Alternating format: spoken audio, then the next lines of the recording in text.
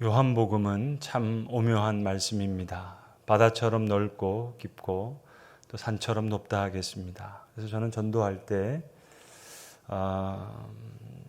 요한복음을 제일 먼저 읽어보라 그렇게 권면할 때가 있습니다. 예수를 처음 믿으시는 초지자들한테도 다른 성경은 어려울 수 있으니까 요한복음을 읽으시라고 그렇게 권면드리면 그때마다 요한복음은 아주 능력 있게 효과적으로 처음 믿는 분들에게도 또 심지어는 예수를 믿지 않는 자들에게도 아주 효과적으로 복음을 전달하는 그런 성경책입니다.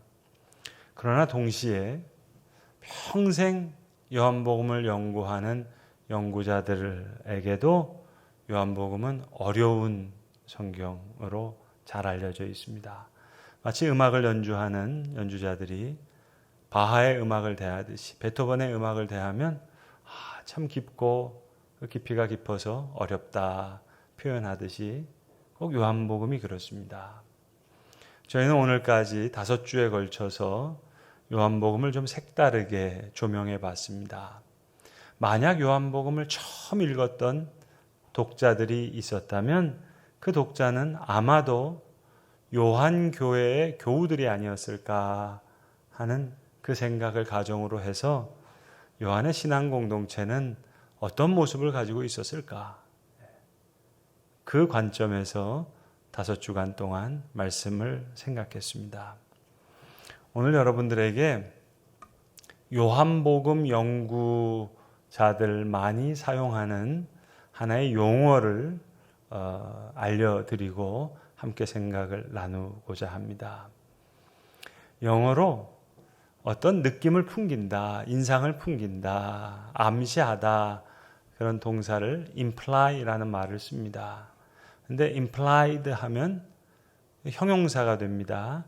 그런 암시하는 그런 느낌을 풍기는 이런 뜻이 되는데 요한복음에는 다양한 등장인물이 나오는데 그 등장인물 중에서 특별한 인상을 풍기는 사람이 있어요. 그러니까 요한복음에 등장하는 사람인데 꼭 어떤 사람은 독자와 같은 그런 느낌을 풍기는 등장인물이 있고 어떤 장면에서는 저자의 생각을 내면하고 있는 그런 사람의 느낌이 있단 말입니다. 예컨대 1장에 나오는 나다나엘 같은 인물은 요한복음 연구가들이 implied reader 이런 말을 씁니다.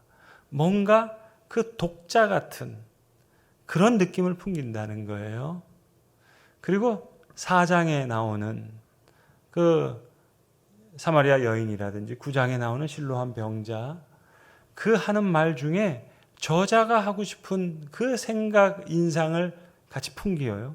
그럴 때 implied author라는 말을 쓰게 됩니다. 왜냐하면 요한복음은 전체가 대화체로 구성되어 있어요.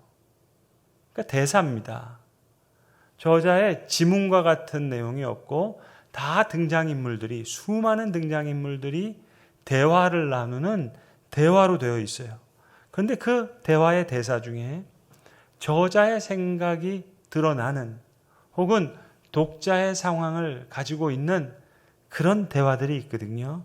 그러니까 연구가들이 그거를 끄집어내는 겁니다. 요한복음에는 상당히 많은 등장인물이 나오는데 그 등장인물을 대략 7개로 유형화시킬 수 있습니다. 7그룹으로 좀 나눌 수 있겠습니다. 첫 번째, 요한복음의 세상, 유대인 이렇게 나오는 사람들은 예수를 거절하고 거부하는 사람들입니다. 두 번째 그룹의 사람은 예수를 믿긴 믿는데 숨어서 믿는 사람이에요. 겉으로 드러내놓고 믿음을 표현하는 그 표현이 없습니다. 예컨대 아리마대 요셉과 그리고 니고데모 같은 사람이 있어요. 세 번째 사람은 예수님의 기적을 수용합니다.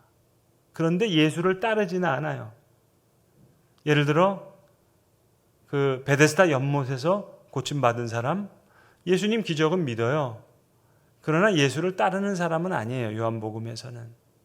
그리고 네 번째 그룹의 사람이 말씀드린 사마리아 여인이라든지 또 실로암 병자라든지 가나에서 두 번째 표적을 이루었던 왕의 신하 같은 예수님의 말씀을 믿는 사람이 있어요.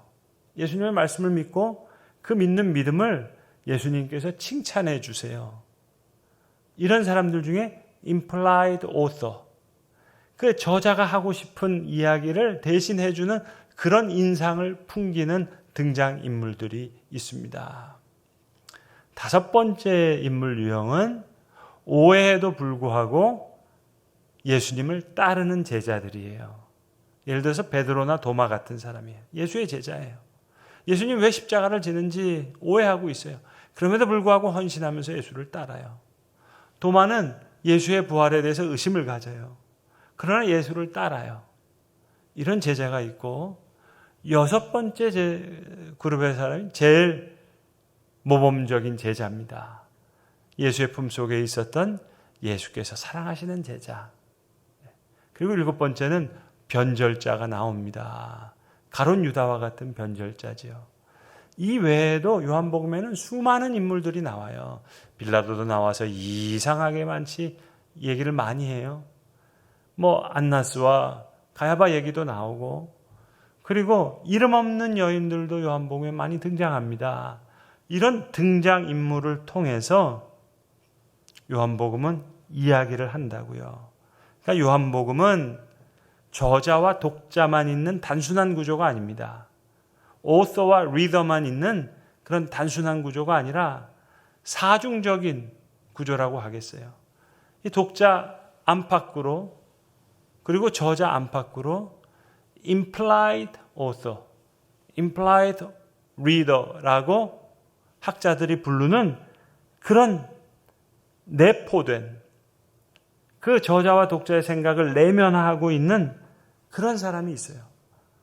그러니까 우리가 요한복음을 읽을 때 요한복음을 읽으면서 예수를 직접 만나고 사도 요한을 직접 만나는 것이 아니라 다양한 인물을 통해서 예수를 만나게 됩니다.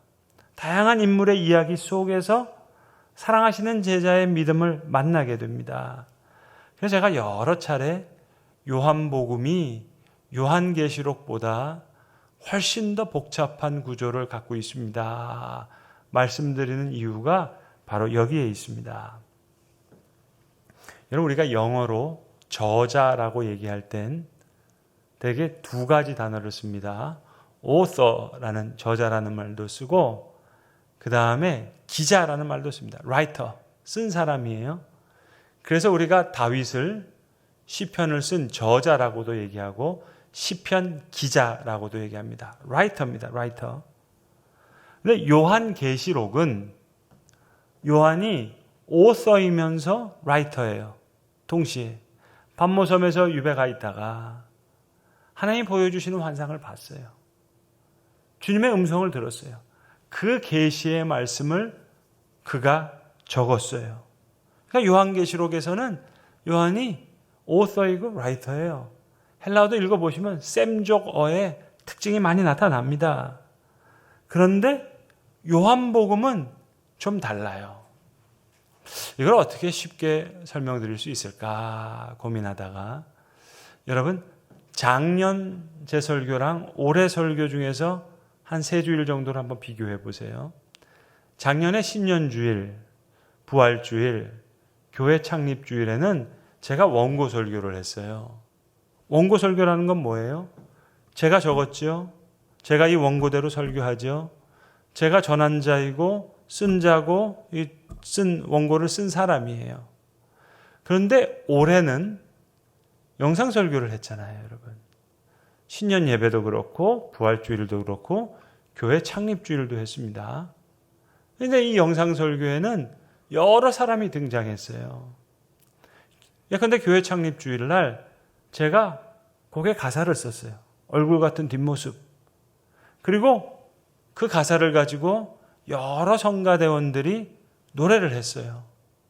뿐만 아니라 여러 인터뷰를 통해서 우리 교우들 중에서 나와서 인터뷰를 하면서 말씀과 이어지는 한편의 영상 설교였다고요. 그건 어떤 면에서는 저와 함께 교회가 함께 만든 영상 설교라고 하겠습니다. 많은 교역자들이 또 도움을 줬고요. 그러니까 요한계시록은 요한이 오서이자 라이터예요. 그런데 요한복음은 The Gospel According to John이에요. 요한의 증언에 의해서, 요한의 증거를 따라서 기록된 성경이에요. 그러니까 오늘 우리가 읽은 요한복음 21장, 마지막 장은 에필로그입니다. 실제로는 요한복음 20장에서 모든 복음서의 내용이 끝났어요. 기록을 마쳤어요. 20장 30절 31절에 모든 결론을 내고 있어요. 왜 이 복음서가 쓰여졌는지, 이 복음서를 보고 너희가 생명을 얻게 하려 함이라, 그렇게 얘기하고 있습니다. 예수께서 제자들 앞에서 이 책에 기록되지 아니한 다른 표적도 많이 행하였으나 오직 이것을 기록함은 너희로 예수로 하나님의 아들 그리스도심을 믿게 하려 하며 또 너희로 믿고 그 이름을 힘입어 생명을 얻게 하려 하심이라. 이게 요한복음의 끝이에요. 결론이에요. The end. 영화 끝나면 자막 오르듯이 20장에서 영화가 다 끝났어요. 근데 여러분 영화 보시면 에필로그처럼 자막 다 지나고 나서 그 영화 제작 장면을 보여주는 그런 에필로그가 있잖아요. 근데 오늘 요한복음 21장은 꼬다리 같은 게 아니라 진짜 배기 엑기스가 여기서 나오고 있습니다. 여러분, 요한복음 21장 진짜 성찬식 같지 않으세요? 오늘 여기 7 제자가 예수님과 함께 조반을 먹고 있어요. 근데 제 눈에는 저 레오나르도 다빈치가 그렸던 최후의 만찬, 마가의 다락방에서 가룟 유다를 포함한 12명의 제자와 함께 나누는 그 최후의 만찬보다 오늘 이 본문에 나오는 21장에 나오는 7 제자들과 함께 조반을 먹으시는 예수님의 모습이 더 진짜 성찬식처럼 보여집니다. 그리고 베드로가 물고기를 잡고 있어요. 아니 갈릴리 바다에서 어부가 된 사람이니까, 어부로서 잔뼈가 굵었으니까 물고기 잡는 거 당연하죠. 그런데 예전처럼 물고기를 잡는 게 아니에요. 달라요. 마치 압축 파일 풀리듯이 베드로의 모습이 풀려요. 물고기를 잡고 있어요. 주님, 사람 낚는 어부가 되게 하리라. 맨 처음에 부르실 때 그러셨는데 그 주님이 물고기 잡고 있는 베드로의 모습을 다시 보고 있는 거예요. 그리고 베드로가 주님의 음성을 다시 듣는 거예요. 저 해변가에 예수님 서 계시니까, 그래 물고기 많이 잡았느냐? 베드로가 벗고 있다가 옷을 걸쳐 입어요. 경건한 예배자로 다시 쓰는 거예요. 그리고 물로 뛰어들어요. 근데 제 눈에는 왜 물로 뛰어드는 게 마치 물로 세례받는 장면처럼 연상되기도 하거든요. 육지에 올라보니까 숯불이 피어져 있는 거예요. 베드로가 예수를 모른다고 3번 부인할 때 그 대제사장의 뜰에 있었던 그 숯불이 연상됩니다. 그 숯불 앞에서 다시 소명을 받고 다시 생명을 얻고 내 양을 먹이라, 내 양을 먹이라, 주의 음성을 다시 들어요.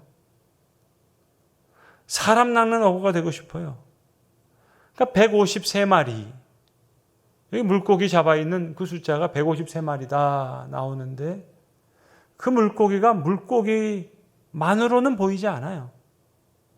뭔가 사람 낚는 어부가 되고 싶은 그 베드로의 마음이 함께 보여요.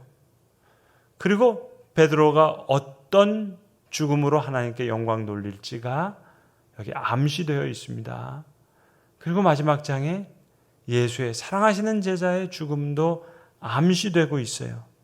아니 오늘 본문에는 정확하게 사랑하시는 제자의 죽음까지 기록하고 있어요. 베드로와 사랑하시는 제자는 지금 선의의 경쟁을 하고 있습니다. 요한교회 교우들도 베드로처럼 요한처럼 다시 숯불 앞에 다시 생명을 얻고 다시 소명을 받고 벗고 있었던 몸이 있다면 다시 겉옷을 두르고 싶은 마음도 있고, 저 마가의 다락방의 최후의 만찬보다 부활 후에 초반 식사를 통해서 보여주신 이 예수님의 모습이 더 뜨거운 성찬식 같아요. 베드로가 어떤 죽음으로 하나님께 영광 돌릴지, 글쎄요, 요한의 교회의 교우들이 받을 그 어려움, 죽음도 암시되는 것 같아요. 임플라이 되는 것 같아요. 투 레벨 드라마예요. 여기 요한교회 교우들이 당하는 출교, 그리고 요한교회 교우들 중에 순교하는 자들의 그 죽음과 고통도 같이 들어있는 것 같아요. 내포되어 있는 것 같아요. 암시되어 있는 것 같아요. 그런 느낌을 풍겨요. 요한만이 오서가 아니라 implied 오서가 있는 것 같아요. 그러니까 단지 오늘 베드로와 요한과 예수님 사이에 있었던 말을 이 저자가, 이 기자가 라이터로서 기록하는 것이 아니라 이 요한복음엔 오서, 저자와 리더, 독자와 라이터, 기자가 하나가 되는 그런 이상한 끝맺음이에요. 오늘 본문 24절이 그런 말씀이에요. 이 일들을 증언하고 이 일들을 기록한 제자가 이 사람이라 얘기한 후에 우리는 그의 증언이 참된 줄 아노라. 독자와 저자와 기자가 하나가 되고 있는 이상한 끝맺음이에요. 우리는 그의 증언이 참된 줄 아노라. 일방적으로 저자가 특강하는 게 아니에요. 수험생들이 공부하고 공부 다 했으니 우리 책거리 하자 하는 독자 중심에 읽어내려가는 이야기도 아닙니다. 내가 그 장면에 있어서 이걸 받아 적었다 하는 그런 양식의 글쓰기도 아니에요. 마치 성부, 성자, 성령 하나님께서 한 몸을 이루듯이 오늘 오서와 라이터와 리더가 하나가 되고 있어요. 여러분 좀 죄송합니다만 저와 여러분이 살아가고 있는 오늘 이 현대, 설교는 어떤 이미지를 가지고 있죠? 아이들이요, 엄마가 막 잔소리 하잖아요. 엄마 설교 그만해 그럽니다. 친구들끼리요, 술자리에서 한 친구가 얘기를 많이 하잖아요. 뭐 꼰대 같은 얘기를 많이 하잖아요. 그럼 야, 설교 좀 집어쳐라 그럽니다. 여러분, 이게 오늘 우리가 살아가는 이 시대에 설교가 가지고 있는 이미지예요.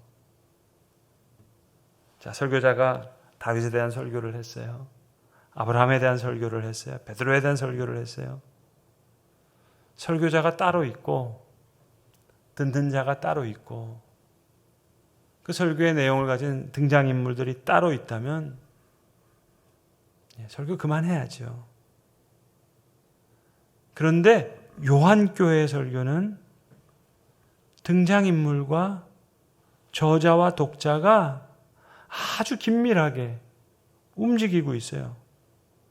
The Gospel according to John. 요한의 증언을 따라 저자와 기자와 독자가 아주 긴밀하게 움직이는 이 이상한 끝맺음. 우리는 그의 증언이 참된 줄 아노라. 여러분, 여기서 설교를 끝내면 참 은혜로울 텐데 오늘 설교 제목처럼 이상한 끝맺음, 저도 한번 중의적으로 사용하려고 해요. 5주 동안의 한 설교를 좀 이상하게 한번 끝맺어 보려고 그랬습니다. 이상한 끝맺음, 투 레벨 드라마로 한번 생각해 볼까 해요. 여러분, 5주 동안 살펴봤던 요한교회의 모습, 너무 은혜로웠잖아요. 너무 감동이 됐잖아요. 그런데 요한이 요한 1서, 2서, 3서를 다시 쓰거든요. 왜 그랬을까요, 여러분? 이게 아이러니예요. 그 은혜로웠던 교회가 큰 문제에 빠진 거예요. 문제가 심각해졌어요. 요한 1서, 2서, 3서를 써야 할 만큼 그 은혜로운 교회에 문제가 생겼다고요. 그러니까 요한신학에 있어서 요한계시록은 1탄이에요. 요한복음은 2탄이에요. 그리고 요한서신은 마치 3탄과 같아요. 그러니까 끝까지 갔다가 다시 돌아와야 돼요. 3탄까지 갔다가 다시 요한복음으로 되돌아와야 된다고요. 그러니까 요한복음이 교회의 백신과 같은 말씀이라면 요한서신은 치료제 같은 말씀이에요. 여러분, 요한복음엔 교회란 말이 없어요. 에클레시아라는 단어가 요한복음에는 쓰여지지 않고 있어요. 요한복음에는 하나님이라는 말도 없어요. 딱 한 번 12장에 하나님이라는 말이 나오고 무려 120번 가까이 아버지라는 말을 씁니다. 다른 성경에 그렇게 나타나 있는 하나님이라는 말이 요한복음엔 딱 한 번 나오고 에클레시아, 교회라는 말은 아예 없어요. 그럼에도 불구하고 요한복음은 많은 믿는 자들에게 살이 되고 피가 되고 생명이 됐어요. 여러분, 요즘엔 우리 온 국민들이 백신 전문가가 됐으니까는요, 쉽게 이해할 수 있죠. 왜 파이자 백신 맞으려고 그러죠? 다른 제품보다. 이 제조 방식이 다르다는 거 아니겠습니까? mRNA 방식이라는 건 뭐냐면 이 백신이 들어와서 몸에 거부감 없이 자기화되는 그런 성향이 있는 거예요. 진짜 요한복음은 저자와 독자와 기자가 하나가 되는 거예요. 그때 효능이 있는 거예요. 우리는 그의 증언이 참된 줄 아노라. 우리 몸에 피가 되고 살이 되고 말씀이 우리에게 생명을 주었어요. 그럴 때 효과가 있는 거죠. implied author예요. implied reader예요. 내포된 저자, 내면화된 독자가 안팎으로 착 달라붙어 있듯이 그럴 때 말씀이 생명이 되는 거예요. 그런데 그렇지 않다면 죄송하지만 저는 5주 동안 이상한 설교를 한 거고요. 여러분은 5주 동안 이상한 설교를 들으신 거고요. 효과가 없으면 요한서신 치료제 써야 되는 겁니다. 이상한 끝맺음이에요. 설교 다 들었다고 끝이 아니에요. 5주 동안 시리즈 다 들었는데 끝이 아니에요. 요한복음 1장부터 21장까지 다 읽었는데 다 읽었다고 해서 끝이 아니에요. 새로운 초대예요. 복음서 속에 있는 이 서사의 세계, 이 이야기의 세계, 이 내러티브의 세계에 뛰어들어서 요한복음의 등장인물들이 자신의 신앙의 여정을 걸어가듯이 내포된 저자가 되고 내면화된 독자가 돼서 그 세계 속에서 그들의 삶과 여정에 참여해야 되는 새로운 초대를 위한 이상한 끝맺음이에요. 우리는 그의 증언이 참된 줄 아노라. 어찌 보면 그래서 저자는 끝까지 자기의 이름을 밝히지 않았는지도 모르겠어요. 예수의 사랑하시는 제자라. Beloved disciple. 예수의 사랑하는 제자를 그냥 독자가 돼서 저자를 만나듯이 만나는 것이 아니라 이야기 속에서 수많은 등장인물의 발걸음을 따라서 우리 자신이 그 인상을 풍기는, 그 느낌을 갖는 implied 된 저자와 내면화된 저자가 될 때 사랑받는 제자 공동체의 이야기는 비로소 우리의 이야기가 될 것입니다. 기도하겠습니다. 우리는 그의 증언이 참된 줄 아노라. 이 기자와 저자와 독자가 하나 되는 주님, 그 은혜를 우리에게도 허락하여 주시옵소서. 우리 자신이 오늘 이 저자와 같은 인상을 풍기는 그 느낌을 드러내는 그런 성경 읽기가 되게 하여 주셔서 오늘 이 사랑받는 제자 공동체의 이야기가 세우신 교회와 불러주신 성도들, 우리의 이야기가 될 수 있는 큰 은혜를 더하여 주시옵기를 주님 빌고 원하옵나이다. 지난 5주 동안 새로운 세계로 우리를 초대해 주신 그 발걸음을 따라 주께서 사랑하셨던 교회의 이야기가 우리의 교회가 될 수 있도록 주님 은혜 베풀어 주시고, 말씀이 내면화되고 그 저자의 생각을 내포하며 살아가는 그런 주의 사람으로 살게 하시옵소서. 우리 구주 예수 그리스도의 이름으로 기도드리옵나이다. 아멘.